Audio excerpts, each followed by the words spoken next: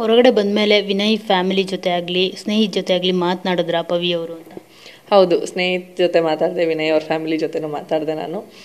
So personal tax ಎಲ್ಲ ಸ್ನೇಹಿತವ್ರು ಕೇಳಿದ್ರು, ನಮ್ರತ ಅವ್ರು ಹೇಗಿದ್ದಾರೆ ಅಂತಾಳೆ ಫಸ್ಟ್. ಅದೇ ಕೇಳಿದ್ದು, ನಮ್ಮವ್ರು ಹೇಗಿದ್ದಾರೆ ಅಂತ. ತುಂಬ ಚೆನ್ನಾಗಿದ್ದಾರೆ, ತುಂಬ ಮಿಸ್ ಮಾಡ್ಕೊತಿದ್ರು ನಿಮ್ಮನ್ನ. ಅವ್ರು ಹೇಳಿದ್ರು, ನೋಡ್ತಿದ್ದೆ ನಾನು, ಲೈವ್ ಎಲ್ಲ ನೋಡ್ತಿದ್ದೆ, ನೀವು ಫೋಟೋ ತೋರಿಸ್ತಾ ಇದ್ದಿದ್ದು ಅದೆಲ್ಲ ವೈರಲ್ ಆಗಿದೆ ಅಂತೆಲ್ಲ ಹೇಳಿದೆ. ನಾನು ಹೌದಾ, ನೋಡೋಣ, ನಾನು ನೋಡಿಲ್ಲ ಇನ್ನು, ನಾನು ಇವತ್ತೇ ಬಂದಿದ್ದು ಅಂತಂದೆ. ಅದಾದಮೇಲೆ ವಿನಯ್ ಅವ್ರ ವೈಫ್ ಜೊತೆ ಮಾತಾಡಿದೆ.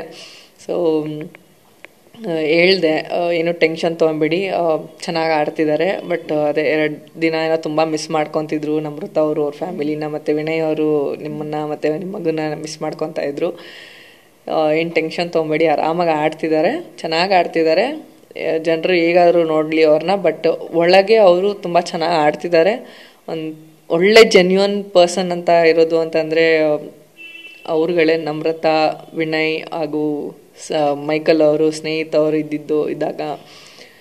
ಸೊ ನನ್ಗೆ ತುಂಬ ಖುಷಿ ಆಗುತ್ತೆ, ನನಗೆ ಒಳಗೆ ಹೋಗಿ ಇಂಥ ಜೆನ್ಯೂನ್ ಪೀಪಲ್ನ ಫ್ರೆಂಡ್ ಮಾಡ್ಕೊಂಡಿದ್ದೀನಿ, ಆಚೆನೂ ಸಿಗ್ತೀನಿ ನನಗೆ ಅಂತ. ಮಿಕ್ಕದವರೆಲ್ಲ ಹೇಳ್ತಾರೆ ಆಚೆ ಸಿಗೋಣ ಅದು ಇದು ಅಂತ, ಬಟ್ ಸಿಗಲ್ಲ. ಬಟ್ ನಮ್ದೆಲ್ಲ ಸಿಗೋಣ ಅಂತಂದಾಗ ಅದು ಪ್ಲ್ಯಾನ್ ಆಗೋಗಿರುತ್ತೆ ಯಾವಾಗಲೂ. ಆ ಥರ ಅನ್ಸುತ್ತೆ, ಅದು ಹೋಗಲೇಬೇಕು ನಾವು ಆ ಥರ. ವಿನಯ್ ಅವ್ರು ಏನಾದರೂ ಮೆಸೇಜ್ ಕಳಿಸಿದಾರಾ ಅವ್ರ ಫ್ಯಾಮಿಲಿಗೆ ಅಂತ? ಇಲ್ಲ, ವಿನಯ್ ಅವ್ರು ಹೇಳಿದ್ರು, ಅಕ್ಷತಾ ಅವ್ರಿಗೆ ಒಂದ್ಸಲ ಮೀಟ್ ಮಾಡಿ ಹೇಳಿ ಚೆನ್ನಾಗಿ ಮಾಡ್ತಿದ್ದೀನಿ ಹಂಗೆ ಹಿಂಗೆ ಅಂತ. ಸೊ ಅಂದೆ, ಸರಿ ನಾನು ಹೋಗಿ ಫೋನ್ ಮಾಡ್ತೀನಿ, ಏನು ಟೆನ್ಷನ್ ತೊಗೊಬೇಡಿ ಅಂತ ಹೇಳಿದ್ದೆ ನಾನು ಅಷ್ಟೇ. ಅವ್ರ ವೈಫ್ ಎಷ್ಟು ಟೆನ್ಸ್ ಆಗಿದ್ದಾರೆ? ಅವರು ಅದೇ ತುಂಬ ಟೆನ್ಷನ್ ಆಗಿದ್ರು. ಅದೇ ನನಗೆ ಐಡಿಯಾ ಇರಲಿಲ್ಲ, ಅದೇ ನೀವು ಹೇಳ್ದಾಗಲೇ ಗೊತ್ತಾಗಿದ್ದು ಅವ್ರ ಮಗುಗೆ ಅವ್ರಿಗೆಲ್ಲ ಪ್ರಾಬ್ಲಮ್ ಆಗ್ತಿತ್ತು ಅಂತ. ಸೊ ಐ ಗೆಸ್ ಇವಾಗ ತುಂಬ ಖುಷಿಯಾಗಿದ್ದಾರೆ. ಹೇಳಿದ್ರು, ಇಲ್ಲ ನನಗೆ ಇವಾಗ ತುಂಬ ಸ್ಟ್ರಾಂಗ್ ಆಗಿ ಅನ್ನಿಸ್ತಿದೆ, ಸ್ವಲ್ಪ ಫೀಲಿಂಗ್ ಅನ್ನಿಸ್ತಿದೆ. ಹಿಂಗಾದ್ರೂ ಇಲ್ಲಿ ಇಷ್ಟು ದಿನ ಬಂದಿದ್ದಾರೆ, ಇನ್ನು ಸ್ವಲ್ಪ ದಿನ ಇದೆ, ಇನ್ನು ಒಂದು 4 ವಾರ ಇರ್ಬೋದು. ಆಡ್ಕೊಂಬರ್ಲಿ, ಚೆನ್ನಾಗಿ ಆಡ್ಕೊಂಬರ್ಲಿ ಅವರು, ಅಷ್ಟೇ ನನಗೆ ಬೇಕಾಗಿರೋದು ಅಂತಂದರು. ನಮ್ರತ ಅವರು ರಿಯಲ್ ಆಗಿ ಸ್ನೇಹಿತವ್ರನ್ನ ಮಿಸ್ ಮಾಡ್ತಿದಾರ ತುಂಬ? ಹೌದು, ಆ್ಯಕ್ಚುಲಿ ತುಂಬ ಮಿಸ್ ಮಾಡ್ಕೊತಿದ್ರು. ಬಿಕಾಸ್ ಸ್ನೇಹಿತವ್ರು ಇದ್ದಾಗ ಅವ್ರು ವ್ಯಾಲ್ಯೂ ಕೊಡ್ತಾ ಇರಲಿಲ್ಲ ಅಂತಂದರು. ಸ್ನೇಹಿತವ್ರು ಹೋದ್ಮೇಲೆ ತುಂಬ ಮಿಸ್ ಮಾಡ್ಕೊತಾ ಇದ್ದೀನಿ. ಅವರಿದ್ದಾಗ ನಾನು ಏನು ಇಗ್ನೋರ್ ಮಾಡ್ತಿದ್ದೆ ನಾನು. ಬಟ್ ಅವರೊಬ್ಬರೇ ನನಗೆ ಈ ಮನೆಯಲ್ಲಿ ಅಷ್ಟೊಂದು ಅಟೆನ್ಷನ್ ಕೊಡ್ತಾ ಇದ್ದಿದ್ದು. ಇವಾಗ ಆ ಥರ ಕೊಡೋರು ಯಾರೂ ಇಲ್ಲ ನನಗೆ. ಯಾವಾಗಲೂ ಹಿಂದೆ ಬಂದು ಟಾರ್ಚರ್ ಮಾಡ್ತಿರೋರು, ಇವಾಗ ಟಾರ್ಚರ್ ಮಾಡೋಕ್ಕೂ ಯಾರೂ ಇಲ್ಲ ನನಗೆ. ಸೊ ತುಂಬ ಬೇಜಾರಾಗಿದ್ರು ಆ್ಯಕ್ಚುಲಿ. ಎಲ್ಲ ಮಲ್ಟಿವೈಟಮಿನ್ ಟ್ಯಾಬ್ಲೆಟ್ಸ್ ತೊಗೊಬೇಕಾದ್ರೂ ತುಂಬ ಮಿಸ್ ಮಾಡ್ಕೊತಿದ್ರು, ಪ್ರೋಟೀನ್ ಶೇಕ್ ಮಾಡ್ಬೇಕಾದ್ರೂ ತುಂಬ ಮಿಸ್ ಮಾಡ್ಕೊತಿದ್ರು. ಬಟ್ ಅದು ಇದ್ದಾಗ ಅವ್ರಿಗೆ ವ್ಯಾಲ್ಯೂ ಗೊತ್ತಾಗ್ತಿರ್ಲಿಲ್ಲ. ಬಟ್ ಹೋದಾಗ ಸ್ವಲ್ಪ ಮಿಸ್ ಮಾಡ್ಕೊಂಡ್ರು, ಸ್ವಲ್ಪ ಅಲ್ಲ ತುಂಬಾ ಮಿಸ್ ಮಾಡ್ಕೊಂಡ್ರು. ಪವಿ ಅವರ ಹಿನ್ನೆಲೆ ಏನು ಅಂತ ಒಂದು ಕ್ಯೂರಿಯಾಸಿಟಿ. ಅಂದರೆ ಅಫ್ಕೋರ್ಸ್ ಮಾಡೆಲ್ ಅಂತ ಗೊತ್ತು. ಸೊ ಹೇಗೆ ಈ ಮಾಡೆಲ್ ಇಂಡಸ್ಟ್ರಿಗೆ ಬಂದಿದ್ದು, ಮತ್ತು ಸಿನಿಮಾ ಮಾಡೋ ಒಂದು ಕನಸೇನಾದರೂ ಇದೆಯಾ, ನೆಕ್ಸ್ಟ್ ಜರ್ನಿ ಹೇಗೆ, ಏನು ಪ್ಲ್ಯಾನ್ ಆಗಿದೆ ಅಂತ? ನಾನು ಮಾಡೆಲ್ ಆಗೋದಕ್ಕಿಂತ ಮುಂಚೆ ಡ್ಯಾನ್ಸರ್ ಆಗಿದ್ದೆ. ಡ್ಯಾನ್ಸರ್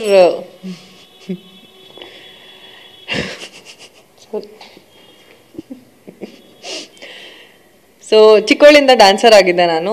ಸೈ ರಮೇಶ್ ಅವ್ರ ಟೀಮಲ್ಲಿ ವರ್ಕ್ ಮಾಡ್ತಿದ್ದೆ ಡ್ಯಾನ್ಸರ್ ಆಗಿ. ಸೊ ಆ ಡ್ಯಾನ್ಸಿಂದ ಒಂದು ಹಳೆಯ ಒಬ್ರು contestant, Bigg Boss contestant Chandrappa ಅಂತ, ಅವರು ಮಾಡೆಲ್ಲೇ. ಸೊ ಅವರೆಲ್ಲ ನಮ್ಮ ಒಂದೇ ಏರಿಯಾದಲ್ಲಿ ಹುಟ್ಟಿ ಬೆಳೆದಿದ್ದೆಲ್ಲ ನಾವು. ಸೊ ಅವರು ಒಂದು ಮಾಡ್ಲಿಂಗ್ ಆಫರ್ ಕೊಟ್ಟರು ನನಗೆ. ಸೊ ಆ ಮಾಡೆಲಿಂಗ್ ಆಫರ್ ಕೊಟ್ಟಾಗ ನಾನು, ಇದು 11 ವರ್ಷದ ಹಿಂದಿಂದು ಕತೆ ಇದು. ಸೊ ಒಂದು ಶೂಟ್ಗೆ ಅಂತ ಆಫರ್ ಕೊಟ್ಟರು. ಸೊ ಸರಿ ಅಂದ್ಬಿಟ್ಟು ನಾನು ಒಂದು ಶೂಟ್ ಮಾಡಿದೆ, ಒಂದು ಆನ್ಲೈನ್ ವೆಬ್ಸೈಟ್ ಶೂಟು. ಅದು ಯಾವಾಗ ಅದು ಆನ್ಲೈನ್ದು ಫೋಟೋಸ್ ಎಲ್ಲ ಬರೋಕ್ಕೆ ಸ್ಟಾರ್ಟ್ ಆಯಿತು, ಆವಾಗಿಂದ ನನಗೆ ಮಾಡೆಲಿಂಗ್ ಕಾಲ್ ಬರೋಕ್ಕೆ ಸ್ಟಾರ್ಟ್ ಆಯಿತು.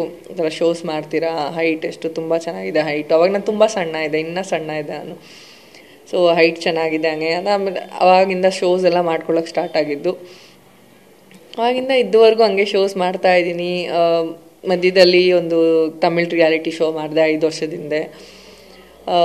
ಅದಾದಮೇಲೆ ಸಾಂಗ್ಸ್ ಎಲ್ಲ ಮಾಡಿದ್ದೀನಿ, ಆಲ್ಬಮ್ ಸಾಂಗ್ಸ್ ಮಾಡಿದ್ದೀನಿ, 3-4 ಸಾಂಗ್ಸ್ ಮಾಡಿದ್ದೀನಿ. ಒಂದು ಮೂವಿ ಸಾಂಗ್ ಮಾಡಿದ್ದೀನಿ ಕಿಟ್ಟಿ ಅವ್ರ ಜೊತೆ. ಸೊ ಅದು ಬಿಟ್ಟರೆ ಮೂವಿ ಆ್ಯಕ್ಟಿಂಗ್ ಅಂತ ನನಗೆ ಬರಲ್ಲ. ಸೊ ಆ ಕಾನ್ಷಿಯಸ್ನೆಸ್ ಇದೆ ನನಗೆ. ಆ್ಯಕ್ಟಿಂಗ್ ಸ್ವಲ್ಪ ತೊದಲ್ತೀನಿ. ನಾನು ಬಿಗ್ ಬಾಸ್ ಮನೆಗೆ ಹೋಗಿ ಮಾತಾಡ್ತಿರೋ ಕನ್ನಡನೇ ಹೆಚ್ಚು ಆ್ಯಕ್ಚುಲಿ. ಅದು ಬಿಟ್ಟರೆ ನನ್ನ ಫ್ರೆಂಡ್ಸ್ ಜೊತೆ ಒಂದು 5 ನಿಮಿಷ 10 ನಿಮಿಷ ಮಾತಾಡ್ತೀನಿ ಕನ್ನಡ. ಅದು ಬಿಟ್ಟರೆ ಮ್ಯಾಡಿ ಅವ್ರ ಜೊತೆ ಹಿಂದಿ ಮಾತಾಡ್ತೀನಿ. ಅಮ್ಮ ಮನೇಲಿ ಎಲ್ಲ ಲೈಕ್ ಕೂರ್ಗೀಸ್ ನಮ್ಮ ಭಾಷೆನೇ ಮಾತಾಡೋದು. ಸೊ ಅಲ್ಲಿ ಮಾತಾಡ್ಬೇಕಾದ್ರೆ ಸ್ವಲ್ಪ ತುಂಬ ತೊದಲ್ತಿದ್ದೆ ನಾನು. ಇವಾಗ ಸ್ವಲ್ಪ ಪರವಾಗಿಲ್ಲ. ಅಲ್ಲಿಗೆ ಹೋದಾದ್ಮೇಲೆ ಇಂಗ್ಲೀಷ್ ಎಲ್ಲ ಮರ್ತೋಯ್ತು. ಕಂಗ್ಲೀಷ್ ಥರ ಹೋಗಿದೆ ಇಂಗ್ಲೀಷು, ಹಿಂದಿ ಎಲ್ಲ ಮರ್ತೋಗಿದೆ. ಸೊ ಆ್ಯಕ್ಟಿಂಗಲ್ಲೂ ಅದೇ ಸ್ವಲ್ಪ ಬರ್ತಿರ್ಲಿಲ್ಲ. ಸಾಂಗ್ ಎಲ್ಲ ಮಾಡ್ತಾ ಇದ್ದೆ, ಎಕ್ಸ್ಪ್ರೆಷನ್ಸ್ ಎಲ್ಲ ಕೊಡ್ತಿದ್ದೆ, ಬಟ್ ಡೈಲಾಗ್ಸ್ ಇರ್ತಿರ್ಲಿಲ್ಲ ಅಲ್ಲ. ಸೊ ಅದಕ್ಕೆ ಅದು ಬಿಟ್ಟರೆ ಇವಾಗ ಮತ್ತೆ ಏನಾದರೂ ಸಾಂಗ್ಸ್ ಏನಾದರೂ ಆಫರ್ಸ್ ಎಲ್ಲ ಬಂದರೆ ಡೆಫಿನೆಟ್ಲಿ ಮಾಡ್ತೀನಿ. ಟೂರಿಸ್ಟ್ ಬಗ್ಗೆ ಏನು ಹೇಳ್ತೀರಿ? ಅವ್ರು ಹೊಟ್ಟೆ ಪಾಡು, ಅವ್ರು ಮಾಡ್ಕೊತಿರ್ತಾರೆ, ಮಾಡ್ಕೊಳ್ಳಿ ಬಿಡಿ. ಏನು ಹೇಳೋಣ.